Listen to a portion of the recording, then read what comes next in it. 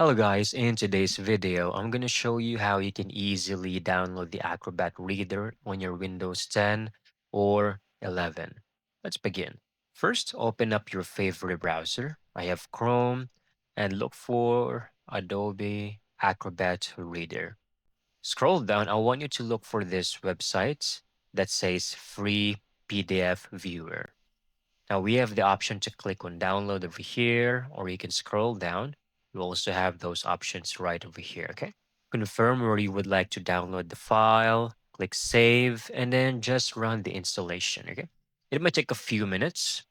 It would look like this. And once everything has been completed, then there you go. You now have your Acrobat Reader available on your Windows 10 or 11. So you can choose to sign in. And of course, it's going to be the free trial. You have the 7 days free trial. If you wish to continue with the pro subscription, go ahead. You can click on sign in and then avail for the subscription. And that's it. That's how you can easily get this done. Thank you so much for watching. I hope you found this video very helpful.